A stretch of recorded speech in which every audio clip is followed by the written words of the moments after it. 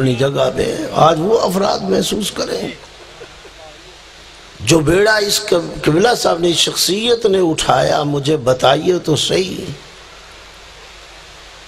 Najaf سے کوئی اکیلے شیخ محمد حسین نجفی تو نہیں آئے تھے.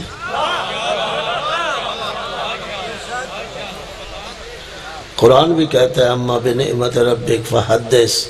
میں نے اسی لیے اس آیت کے اس حصے کو آپ کے سامنے، جو اللہ نے تجھے نعمت دی ہے اسے بیان کر.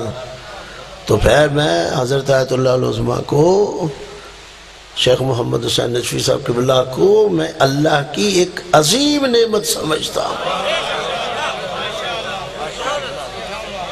اور جب نعمت سمجھتا ہوں تو پھر اس نعمت کو بیان کرنے کا حکم بھی دیا ہے. جہاں انبیاء کا ذکر کیا جاتا ہے، جہاں آئمہ کا ذکر کیا جاتا ہے، میں سمجھتا ہوں علماء کا ذکر بھی انبیاء اور آئمہ کا ذکر ہے، کیونکہ یہ وہ ہستیاں ہیں جو ہمیں خدا تک پہنچاتی ہیں. یہ وہ شخصیات ہیں جنہوں نے ہمیں دین دیا، جن سے ہمیں دین ملا. تو میں عرض کر رہا تھا نجف سے اکیلے قبلہ صاحب تو تشریف نہیں لائے تھے، بہت سی شخصیات لائیں.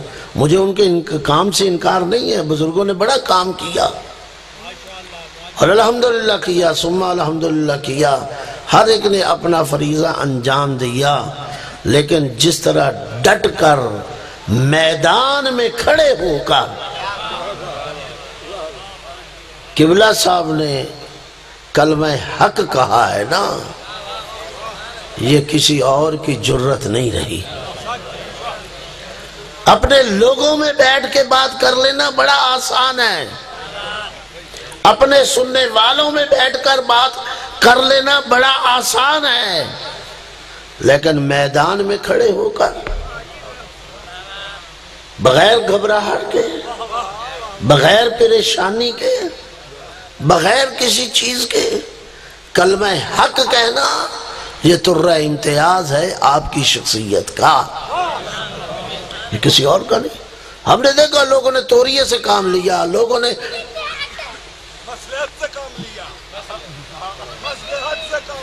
صلوات پڑھے بحق محمد و آل محمد. ہاں کوئی شک نہیں ہے، توریہ سے کام لیا، مسئلے سے کام لیا، تقیہ سے کام لیا. کیا کیا کہنا، جو کہنا چاہتے ہیں مجھے قبول ہے، میں انکار نہیں کرتا. میں تو اس کا خود اقرار کرتا ہوں کہ بہت سے حجابات میں رہ کر بھی جرت نہیں تھی بات کہنے کی. یہ وہ شخصیت ہے جنہوں نے سارے حجابات ہٹا کر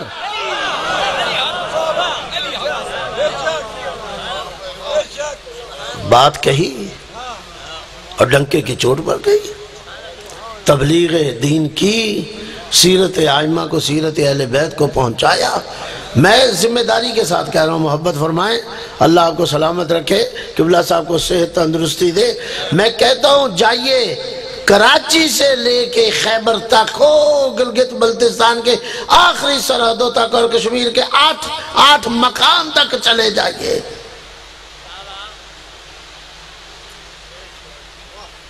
آپ کو پورے پاکستان میں کسی اور بزرگوں کے نام اتنے نہیں ملیں گے، اس طرح نہیں ملے گا جس طرح شیخ محمد حسین نجفی صاحب قبلہ کا ملے گا.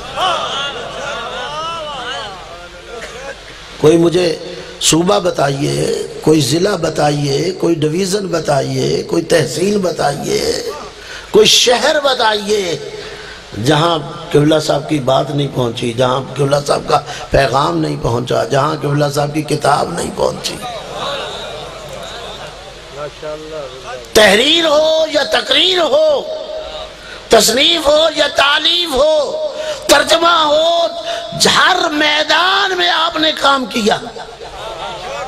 مجھے بتائیں، بڑے لوگوں نے کتابیں لکھی ہیں، لکھیں گے، آگے بھی آنے والے لکھیں گے، اور اللہ نے بڑے بڑے شخصیات. لیکن مجھے بتائیے تو صحیح، اردو زبان میں جن جن چیزوں پر قبلہ صاحب نے قلم اٹھایا ہے، کوئی ثانی لائیے تو صحیح، کوئی ثانی پیش تو کیجئے. قبلہ صاحب کے جملے آپ نے اکثر سنے ہوں گے. قبلہ صاحب فرمایا کرتے تھے وہ مجھے ملنگ مجتہد کہتے ہیں.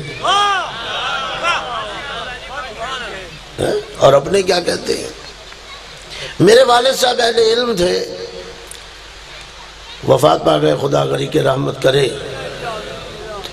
تو ظاہر ہے لکھنؤ کا ایک اپنا مزاج ہے، وہاں کے علماء ہمارے والد صاحب ادھر کی تھے، تو ظاہر ہے ہمارے والد صاحب کا ایک حلقہ احباب ایک مخصوص تھا، بعض احباب سمجھ گئے ہوں گے، تو وہ مزاج بھی وہی تھا. تو لوگ آتے تھے، پڑھنے والے خطبہ واعظین آیا کرتے تھے، حتیٰ کہ ہمارے گھر میں مناظر بھی آیا کرتے تھے.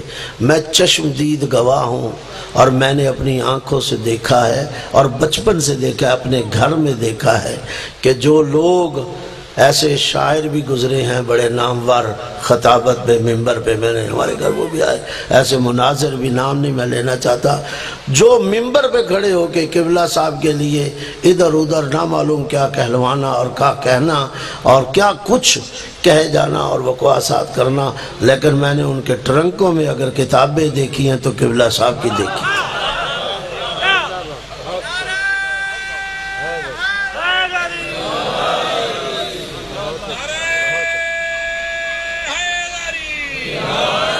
حوالے قبلہ صاحب کی کتابوں سے لیتے تھے،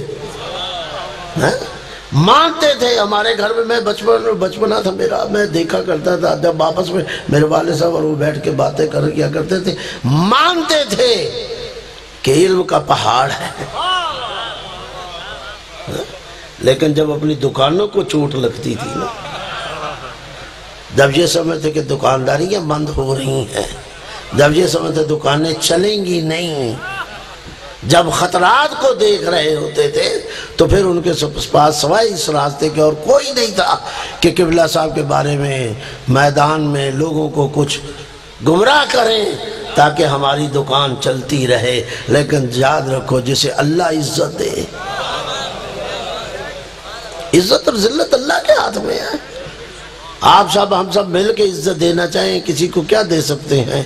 ہم کسی کو ذلیل کرنا چاہیں کیا کریں گے؟ جسے اللہ عزت دے اسے کوئی ذلیل نہیں کر سکتا، جسے اللہ ذلیل کرے اسے کوئی عزت نہیں دے سکتا. اور یاد رکھیے علماء حق کو ان کی تذلیل کرنے والے کبھی عزت نہیں پا سکتے. یہ علماء ہی تو انبیاء کے وارث ہیں، علماء ورثۃ الانبیاء. جن علماء کی آپ تکذیب کرتے ہو، جن علماء کی آپ توہین کرتے ہو، جن بزرگان کی آپ تذلیل کرتے ہو، مجھے بتاؤ تو صحیح، کیا ان علماء کی طرف آپ کو اللہ نے نہیں بھیجا؟ کیا ان علماء کی طرف آپ کو نبی اعظم نے نہیں بھیجا؟ مرسل اعظم نے نہیں بھیجا؟ کیا ان علماء کی طرف آپ کو آئمہ نے نہیں بھیجا؟ اسی مرجعیت کی طرف کس نے آپ کو بھیجا؟ آپ اپنی طرف سے چل اٹھے، یہ قوم اپنی طرف سے چل